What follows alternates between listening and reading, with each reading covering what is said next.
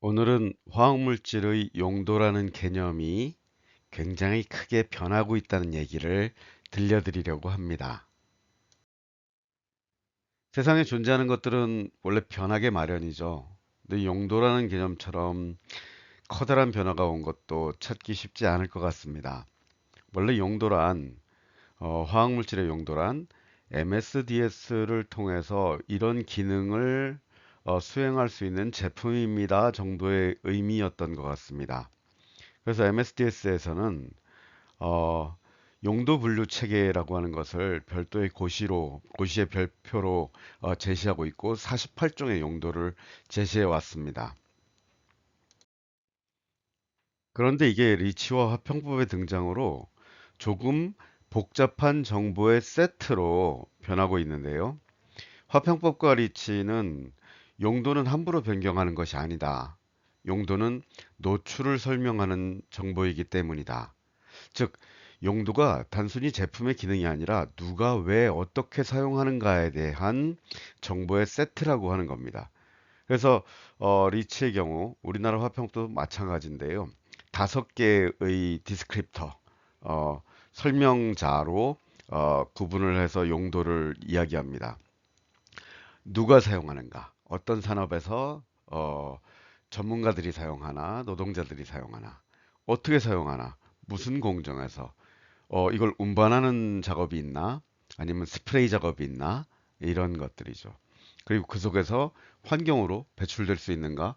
어떻게 배출되는가? 그러면 그 제품은 어떤 제품인가? 이게 전통적인 프로덕트 카테고리, 기능을 중심으로 한 제품군에 대한 설명일 수 있습니다. 그리고 마지막으로 화학 물질들이 플라스틱이나 아니면 여러 가지 아티클, 이걸 완성품 또는 공산품 뭐 이렇게 번역할 수 있을 것 같은데요. 어쨌든 고형 제품 안에도 들어있기 때문에 고형 제품에 들어있을 수 있는가, 어떻게 들어있는가. 이런 식으로 용도라고 하는 것은 굉장히 광범위한 세상에 화학 제품이 등장해서 누가 쓰고 어떻게 배출되고 그리고 그 제품은 무엇이고 이 또 화학 물질은 어디에 또 들어 있을 수 있고 라는 굉장히 넓은 개념으로 진화했다라는 것입니다. 사실 이 개념이 법적으로 잘 만들어져서 이해되고 사용되는 건 너무 어려운 일이었습니다. 유럽에서도 마찬가지였죠. 그리고 이러한 용도라는 개념을 체계적으로 작성해야 되는 주체는 누구냐 하면 사용자들입니다. 나는 이걸 이렇게 써, 이런 기능으로 쓰는데 누가 쓸 거고, 그리고 이거에 국소배기 장치가 있는 상태에서 써. 아니야. 그렇지 않아. 그리고 짧은 시간 동안 써. 아니야. 하루 종일 써. 이런 내용들을 하위 사용자, 화학물질 사용자들이 직접 정리를 해서 등록자인 제조 수입자에게 전달을 해줘야 되는데 이게 개별 기업의 사용자들이 정리하기엔 굉장히 까다로운 정보들이라는 겁니다. 그래서 유럽연합에서는 유즈맵 용도 지도라는 개념을 만들어서 하위 사용자들이 함께 단체에서 이런 것들을 조화롭고 구조화된 방식으로 작성하자. 그리고 이것을 잘하기 위해서 에카와 화학물질청과 기업들이 CSR, ES 로드맵을 만들어서 용도지도 패키지라는 것들을 개발해 왔습니다. 이 작업에 투여된 시간이 한 10년 정도 된다고 할까요? 굉장히 어려운 작업이었지만 이제 한 걸음 한 걸음 나아가고 있는 중인 것 같습니다.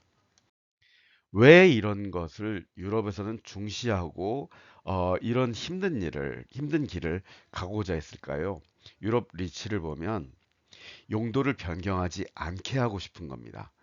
용도란 이러이런 식으로 누가 어떻게 사용하는지가 총평가가 되어서 위험한지 아닌지, 그런 조건이라면 쓸 수 있는지 아닌지, 이런 조건이 안 된다면 쓰지 말아야 되는지, 이런 정보를 전달해서 화학물질에 대한 피해와 사고를 막으려고 하는 거거든요. 그래서 유럽연합에서는 하위 사용자들이 확인된 용도가 되도록 자신의 용도를 제공할 권리가 있고, 내가 그 정보를 제공하고 싶지 않다면 스스로 위험성을 평가해야 된다. 라고 말하고 있습니다. 하지만 화평법에서는 하위 사용자가 이런 정보를 제공해야 합니다 정도로 약간 앙상하게 했다고나 할까요? 그러다 보니 하위 사용자들은 용도 정보를 제출하는 게 굉장히 어렵고 내가 이것까지 해야 되는가라는 생각을 하면서 제조 수입자에게 그렇게 협조적이지 않은 그런 상황이 발생하고 있습니다.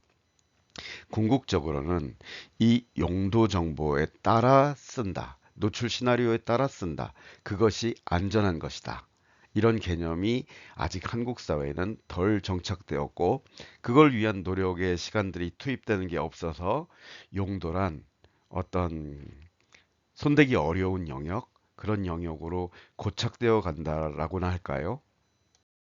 피캠은 용도란 노출 시나리오와 안전 사용 조건과 안전 사용의 방법을 포괄하는 새로운 개념이다라는 것들을 시민사회와 기업과 정부 모두 이해했으면 좋겠다.